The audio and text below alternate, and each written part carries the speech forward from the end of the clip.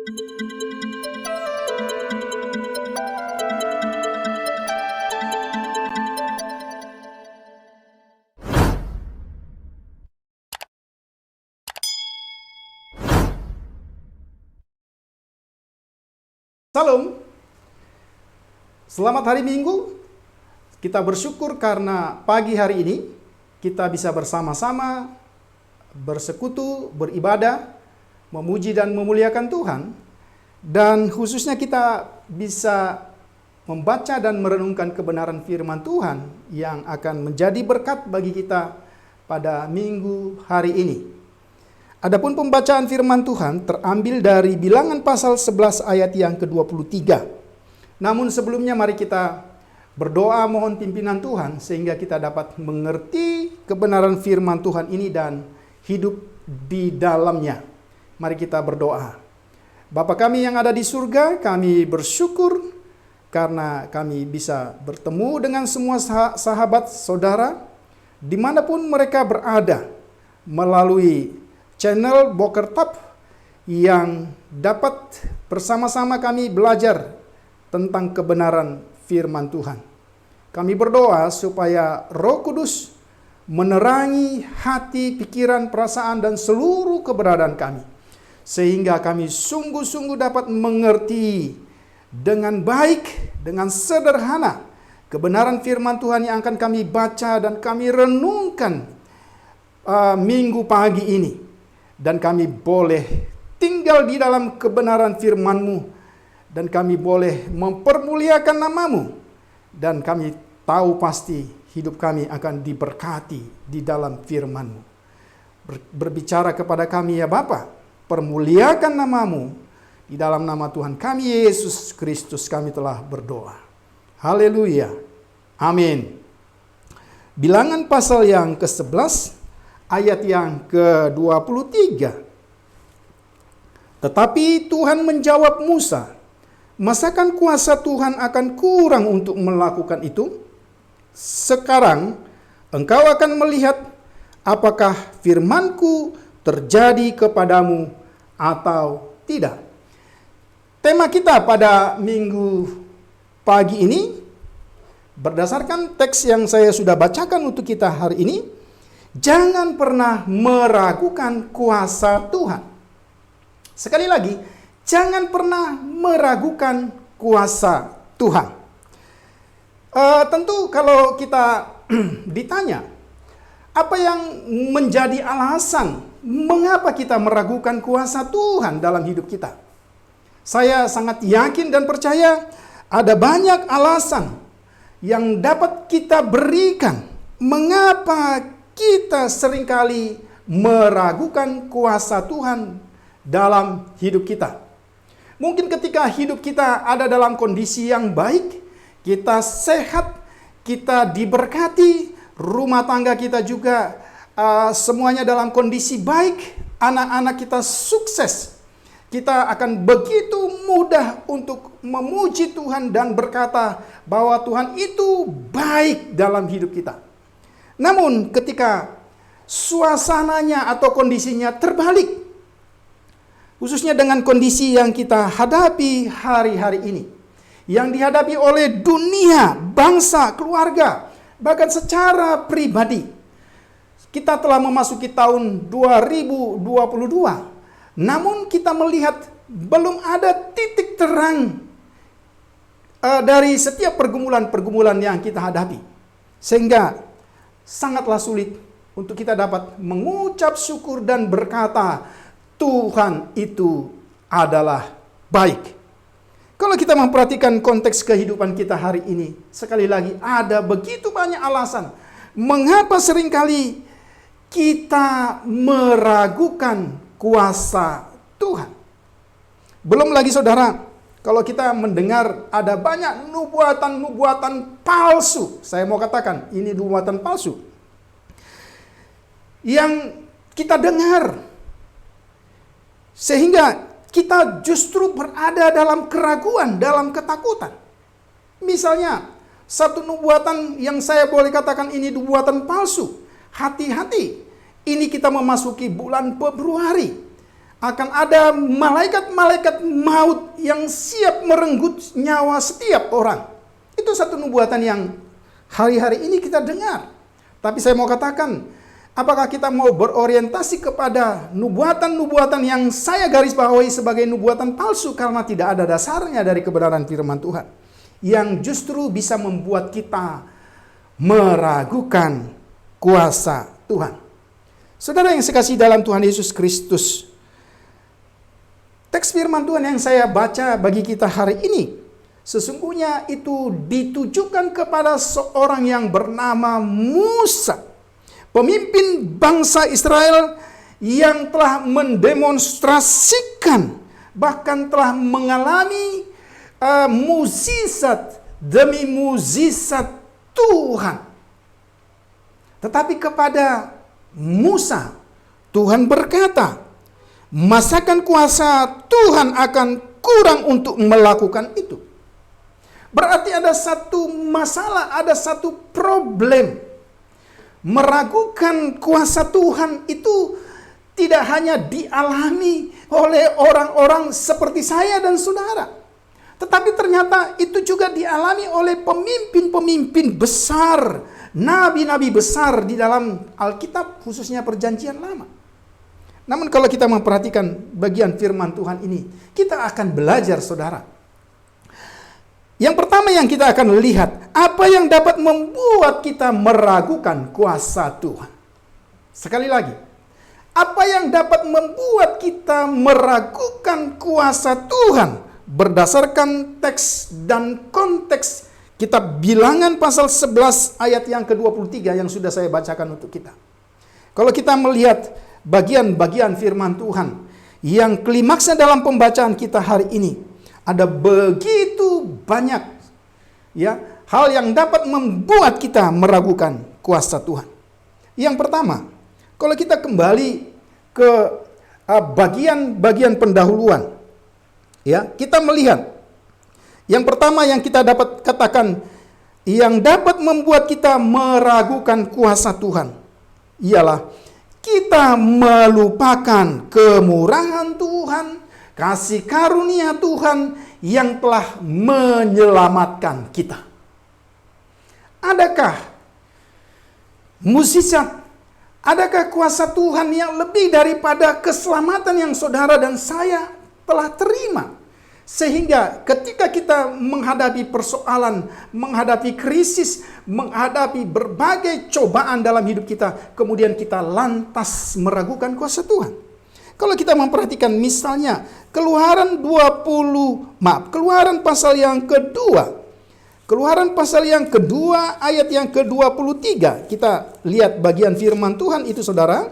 Keluaran pasal 2 ayat yang ke-23 sampai dengan ayat yang ke-25 dikatakan demikian.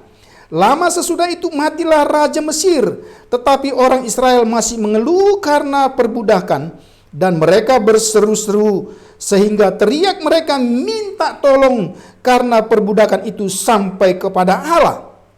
Perhatikan ayat yang ke-24. Allah mendengarkan mereka mengerang, lalu ia mengingat kepada perjanjiannya dengan Abraham, Ishak, dan Yakub. Maka Allah melihat orang Israel itu dan Allah memperhatikan mereka. Kalau saudara perhatikan bagian firman Tuhan ini, inilah yang sering kali kita lupa. Kita lupa bahwa Tuhan dengan karyanya yang besar, dengan kemurahannya yang tidak pernah dapat diukur oleh apapun, telah memilih kita, telah menyelamatkan kita dari perbudakan. Allah yang setia kepada perjanjiannya, mengingat, bahkan dikatakan memperhatikan. Dan itulah sebabnya, saudara, bangsa yang dipilih oleh Tuhan itu kemudian dibebaskan dari perbudakan di tanah Mesir. Kita melihat bagian firman Tuhan ini. Yang kedua, apa yang dapat membuat kita meragukan kuasa Tuhan? Kita melupakan mukjizat demi mukjizat yang telah kita alami dalam hidup kita. Saudara yang sekasihi dalam Tuhan Yesus Kristus, ketika kita melihat bagian firman Tuhan ini, yang secara langsung ditujukan kepada Musa. Ya, masakan kuasa Tuhan akan kurang untuk melakukan itu? Ini sesungguhnya sesuatu hal yang sangat ironis. Mengapa saya katakan sesuatu yang sangat ironis? Karena persoalan krisis demi krisis telah dia lalui bersama dengan umat Tuhan yang dia pimpin. Tetapi kali ini Tuhan sampai berkata, masakan kuasaku kurang. Berarti ada satu persoalan yang sungguh-sungguh membuat iman dari Musa itu betul-betul turun sama sekali. Kita lihat dalam bagian-bagian ini. Saudara, kita melupakan mujizat demi mujizat yang dikerjakan Tuhan. Kalau kita memperhatikan apa yang dikerjakan oleh Tuhan setelah dia mendengar erangan umatnya, kemudian dia melihat dan memperhatikan, maka kemudian tindakan penyelamatan Tuhan kerjakan melalui mujizat demi mujizat. Kitab Keluaran mencatat, saudara-saudara, mulai misalnya Keluaran 7 ayat 14 sampai dengan 12 ayat 42. Tuhan melakukan mujizat demi mujizat. Tuhan mengerjakan tulah, menurunkan tulah demi tulah. Untuk apa? Untuk menyelamatkan umatnya Israel. Saudara perhatikan, bahkan ketika dia mengerjakan mujizat demi mujizat itu, Tuhan secara jelas membuat perbedaan, atau dengan kata modernnya misalnya kita kenal dengan kata diskriminasi. Secara terang-terangan Tuhan membuat perbedaan antara umatnya dengan bangsa Mesir. Itu yang bisa kita lihat. Tuhan melakukan mujizat demi mujizat. Pekerjaan Tuhan yang besar dapat dilihat dengan mata kepala mereka, dapat dialami oleh hidup umat Tuhan pada waktu itu. Kemudian kita juga bisa melihat Tuhan berperang untuk umatnya. Ini juga satu mujizat. Kalau misalnya kita membaca dalam Keluaran 14 ayat 14, kondisi bangsa Israel pada waktu itu sedang berada di ujung tanduk, saudara. Silakan saudara nanti baca Keluaran 14 ayat 14. Mengapa saya katakan di ujung tanduk? Karena bangsa Israel sedang berada di tengah-tengah ancaman. Ketika Tuhan telah membebaskan mereka, mereka tiba ya pada satu tempat ya di mana mereka harus menyeberangi satu laut yang disebut dengan Laut Teberau. Dan kemudian di belakang mereka tentara Firaun telah mengepung, telah mengejar dan ingin membinasakan mereka. Kalau kita memperhatikan kondisi bangsa Israel pada waktu itu tidak ada lagi harapan. Mengapa saya katakan tidak ada lagi harapan? Di belakang mereka bangsa Israel siap untuk menghabisi mereka. Sementara di depan mereka ada Laut Teberau yang tidak mungkin dapat mereka seberangi. Tapi kalau saudara baca Keluaran 14 ayat 14, firman Tuhan berkata, "Kamu diam saja dan Tuhan akan berperang untukmu."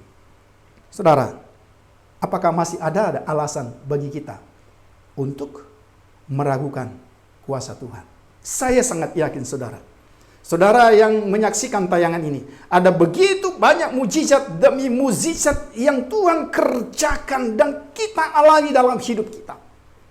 Tetapi ketika ada persoalan-persoalan tertentu, seringkali kita meragukan kuasa Tuhan. Kemudian dalam perjalanan mereka, mujizat demi mujizat yang Tuhan kerjakan itu, Tuhan juga menyediakan kebutuhan mereka.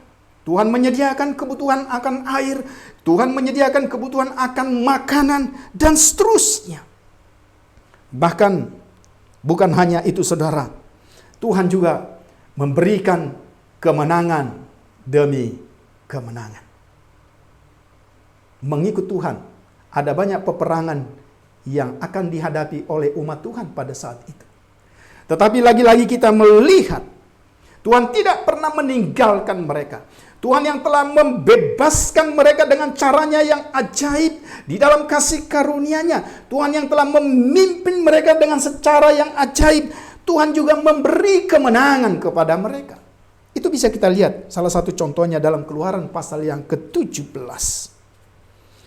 Kemudian kalau kita kembali kepada pembacaan kita, Bilangan pasal yang ke-11 ayat yang ke-23, kita bisa melihat konteks dekat apa yang seringkali membuat kita atau apa yang seringkali membuat umat Tuhan meragukan kuasa Tuhan. Kalau kita membaca misalnya pasal 11, konteks dekat dari pembacaan kita tadi. Pasal 11 ayat yang ke-4. Dikatakan di sana, orang-orang bajingan yang ada di antara mereka kemasukan nafsu rakus, dan orang Israel pun menangislah pula serta berkata, siapakah yang akan memberi kita makan daging? Saudara perhatikan. Kalau kita memperhatikan bagian firman Tuhan ini, ternyata pola hidup bangsa-bangsa, atau boleh saya katakan pola hidup duniawi, situasi dunia yang menyenangkan secara daging ini, seringkali itu yang membuat kita lupa atau membuat kita meragukan kuasa Tuhan. Tahukah saudara, bajingan yang ada atau orang-orang bajingan yang dikatakan di dalam teks ini jumlahnya sangat minim, tetapi memiliki pengaruh yang besar. Dikatakan bangsa Israel pun menangislah pula. Lihat, kalau kita memperhatikan bagian firman Tuhan ini, konteks kita atau situasi dunia yang ada di sekitar kita, pola dunia ini seringkali membuat kita meragukan kuasa Tuhan. Tahukah saudara, kalau saudara melihat teks yang saya baca tadi secara teliti, siapakah yang akan memberi kita makan daging? Saudara perhatikan, ini jelas sekali bahwa ini bukan bicara ada tidak ada kebutuhan, tetapi ini bicara tentang keinginan daging mereka. Keinginan daging mereka yang muncul karena pengaruh dunia yang ada di sekitar mereka. Maka tidak salah kalau Paulus berkata, dikatakan dalam satu teks, pergaulan yang buruk akan merusak kebiasaan yang baik. Kita lihat pada bagian ini. Kemudian yang berikut, apa yang dapat membuat kita meragukan kuasa Tuhan? Sekali lagi, siapakah yang akan memberi kita makan daging? Persoalan di sini bukan tidak ada atau tidak ada makanan. Karena kalau kita lihat ayat yang kelima, kita teringat kepada ikan yang kita makan di Mesir dengan tidak bayar apa-apa dan seterusnya. Saudara, perhatikan di sini. Ini ingin mengatakan kepada kita, seringkali kita meragukan kuasa Tuhan karena kita tidak lagi dapat mengucap syukur atas apa yang Tuhan telah kerjakan, atas apa yang Tuhan telah berikan untuk memelihara hidup kita. Umat Tuhan lebih cenderung untuk menikmati selera Mesir.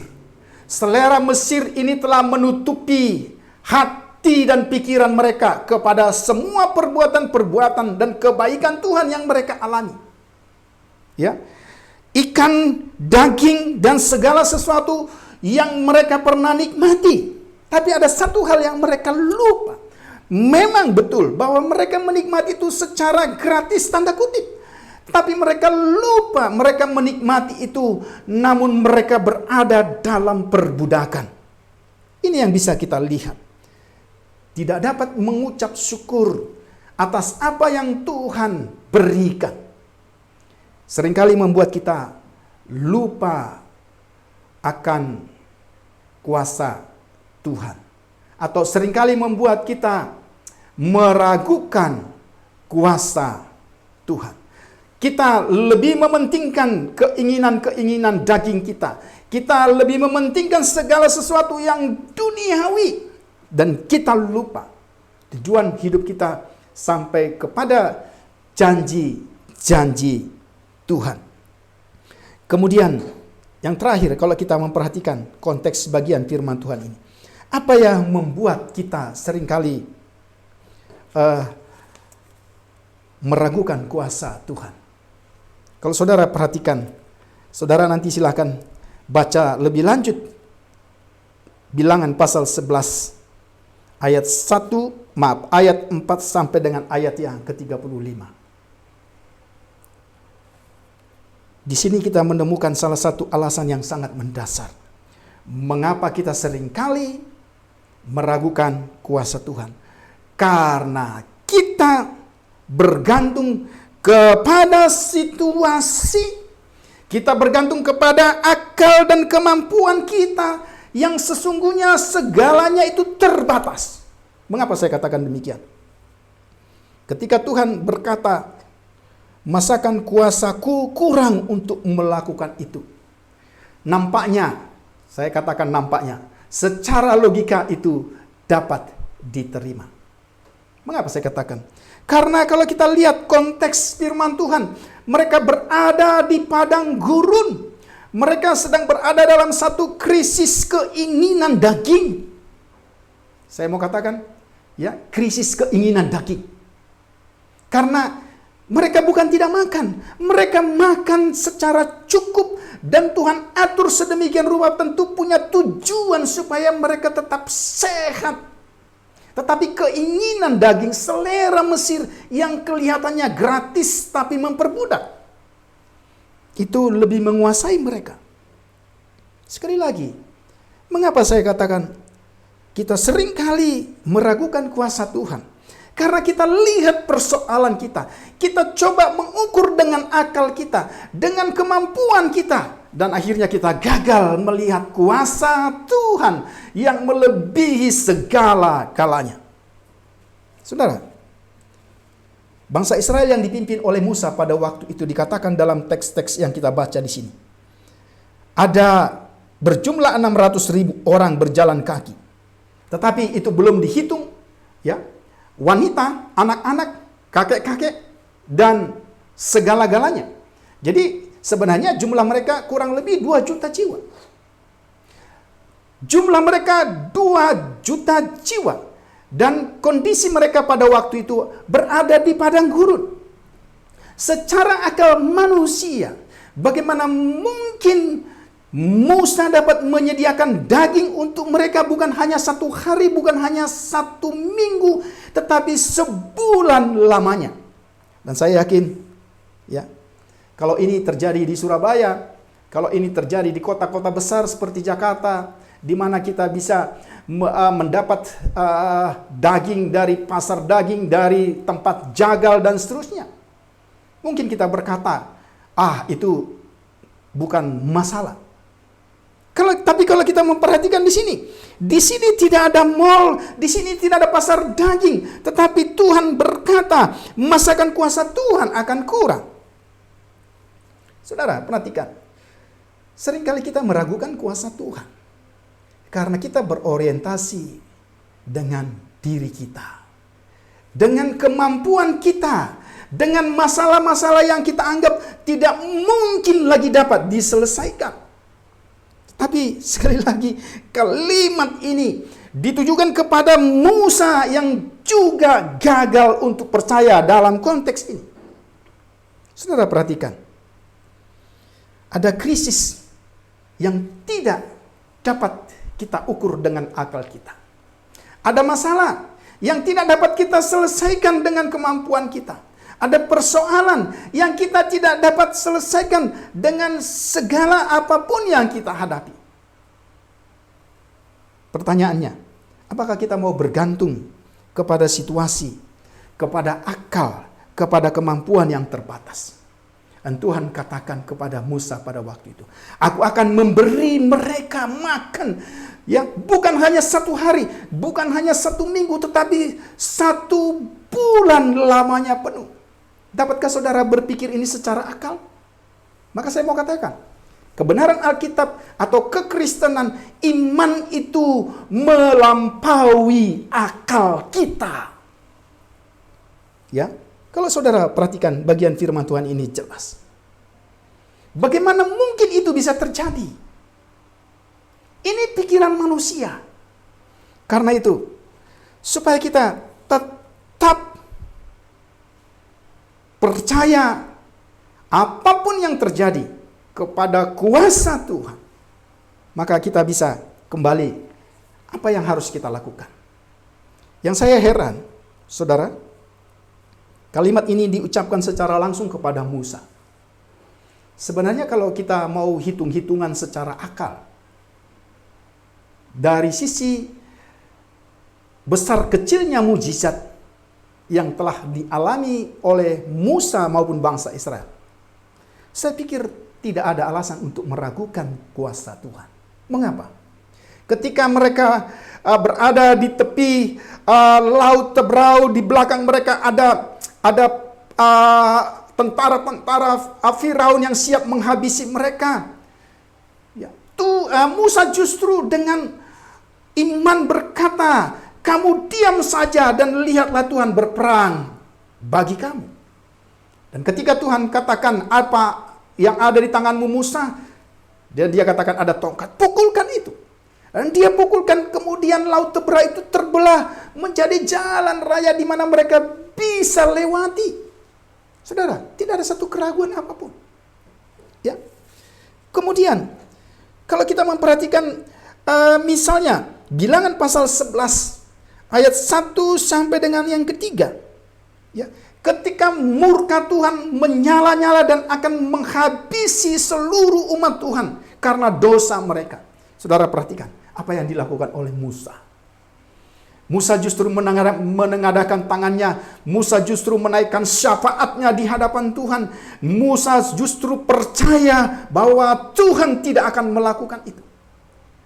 Yang saya tidak habis pikir, sekali lagi, berdasarkan besar kecilnya mukjizat. Sesungguhnya mukjizat yang terjadi pada kisah yang kita baca hari ini bukanlah mukjizat yang terbesar. Tetapi mengapa Musa, sang pemimpin itu, juga akhirnya gagal dan Tuhan perlu mengajar dia? Maka mari kita perhatikan bagaimana supaya kita tetap percaya. Kalau kita memperhatikan di dalam pembacaan ini, apa yang saya sudah bacakan untuk kita, maka kita lihat bahwa supaya kita tidak pernah meragukan kuasa Tuhan. Yang pertama dari ayat-ayat ini, hiduplah di dalam iman kepada Tuhan. Hiduplah di dalam iman kepada Tuhan. Percayalah sungguh-sungguh. Percayalah secara bulat. Percayakanlah hidupmu. Karena kalau kita membaca iman, baik di PL maupun di PP, sebenarnya ini bicara tentang apa itu? Satu kondisi yang aktif, bukan pasif. Percayakan hidupmu. Meskipun situasinya tidak memungkinkan. Meskipun secara akal itu tidak bisa kita pikirkan. Meskipun secara kekuatan itu tidak mungkin terjadi. Mengapa saya katakan demikian? Saudara, apa yang dikerjakan Tuhan? Kalau saudara baca pasal 11 ayat 31 sampai dengan ayat 35. Tuhan mengerjakan sesuatu yang tidak pernah terpikirkan oleh Musa dan bangsa Israel. Mengapa saya katakan? Karena di tengah-tengah situasi yang tidak memungkinkan itu, Tuhan justru membuat segala sesuatunya itu menjadi mungkin. Di tengah-tengah padang gurun yang tidak mungkin akan ada daging, tetapi Tuhan buat, Tuhan siapkan daging. Saudara perhatikan, kalau saya pakai istilah, dengan ketapelnya itu Tuhan kemudian menembak burung-burung puyuh yang sedang migrasi, ada ribuan, mungkin jutaan, kemudian dia tembak dengan ketapel Tuhan sendiri. Ya, saya pakai istilah ketapel, saudara. Karena kalau kita memperhatikan, menurut penelitian, dan kalau kita baca pasal 11 ayat 31 dan seterusnya, ya, ketika burung-burung puyuh itu migrasi, maka Tuhan menembak mereka dengan angin sehingga burung-burung itu dikatakan tidak mampu menerobos angin dan jatuh di tempat di mana bangsa Israel sedang berdiam. Pernah saudara berpikir bagaimana cara Tuhan menolong saudara? Seringkali melampaui apa yang kita pikirkan. Musa dan bangsa Israel, saudara dan saya yang menyaksikan tayangan ini, seringkali kita tidak sampai kepada apa yang Tuhan pikirkan. Saudara, perhatikan. Dia menyelesaikan masalah kita dengan cara-cara yang seringkali tidak dapat kita pikirkan. Pernahkah Musa berpikir bahwa Tuhan akan mendatangkan burung puyuh, kemudian bangsa Israel makan 1 bulan lamanya? Tidak pernah. Saudara perhatikan cara Tuhan mengajar kita supaya kita sungguh-sungguh percaya kepadanya. Saya ingin bertanya kepada kita hari ini, dimanapun saudara menyaksikan tayangan ini, apa yang membuat kita ragu kepada Tuhan dan kuasa-Nya? Apakah hari ini kita sedang menghadapi pergumulan yang berat?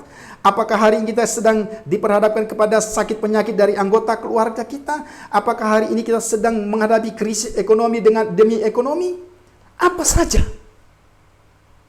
Kalau kita sungguh kembali dengan kebenaran firman Tuhan ini, berpegang kepada kebenaran firman Tuhan, hidup di dalam iman kepada Tuhan.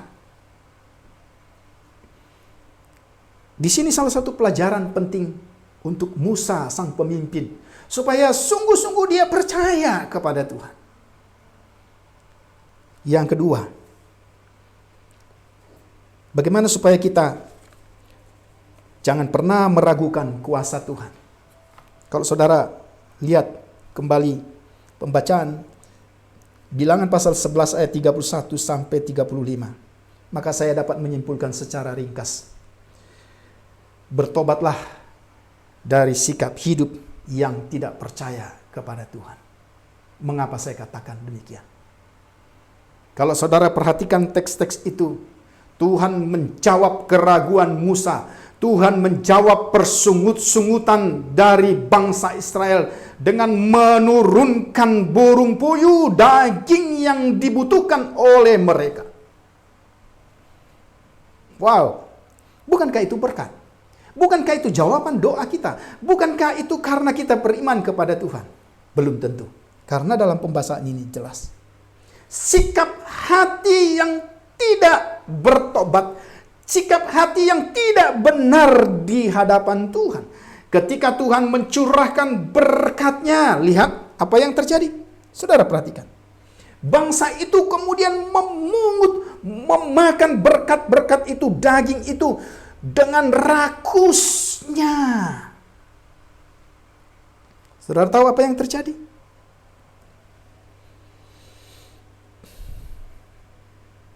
Berkat Tuhan berupa daging burung puyuh itu menjadi kutuk. Mengapa? Apa berkatnya yang salah? Tidak. Tapi sikap bangsa Israel, sikap umat Tuhan, sikap kita yang seringkali salah. Kita tidak menyambut berkat Tuhan itu dengan ucapan syukur. Kita tidak menerima berkat Tuhan itu dengan sikap hati yang bertobat. Tetapi kita menyambut berkat Tuhan itu dengan hawa nafsu. Dan saudara tahu akibatnya. Nama itu disebut Kibrot Tawa. Karena di sanalah bangsa Israel yang hidup tanpa iman, yang hidup tanpa pertobatan, yang hidup dengan hawa nafsu rakus, dikuburkan. Saudara yang sekasihi dalam Tuhan Yesus Kristus, tema kita hari ini, jangan pernah meragukan kuasa Tuhan. Sekali lagi, mari kita kembali, mari kita merenungkan kebenaran firman Tuhan ini, dan kita terapkan dalam hidup kita. Apa yang kita hadapi hari-hari ini? Saya mau katakan, jangan sendengkan telingamu kepada nubuatan-nubuatan palsu yang tidak ada dasar dari firman Tuhan. Tapi mari sendengkan telingamu kepada kebenaran firman Tuhan yang kau dengar hari ini. Mari kita sungguh-sungguh percaya kepadanya. Mari kita sungguh-sungguh mengoreksi hidup kita dan kita sungguh bertobat atas ketidakpercayaan kita, atas segala perilaku kita yang buruk di hadapan Tuhan. Bagaimana kita melupakan semua mukjizat demi mukjizat. Kita melupakan kasih karunia Tuhan yang telah menyelamatkan saudara dan saya. Dan saya sangat yakin, persoalan apapun yang saudara hadapi hari ini dan hari-hari mendatang, percayalah, Tuhan mampu. Kuasa Tuhan tidak kurang. Firman Tuhan ini sampai hari ini, saya mau katakan, Minggu 30 Januari 2022, firman Tuhan ini tetap relevan. Jangan pernah ragukan kuasa Tuhan. Tuhan mampu mengerjakan melampaui apa yang saudara dan saya pikirkan. Sehingga jangan pernah meragukan kuasa Tuhan. Selamat hari Minggu. Tuhan Yesus memberkati. Salam.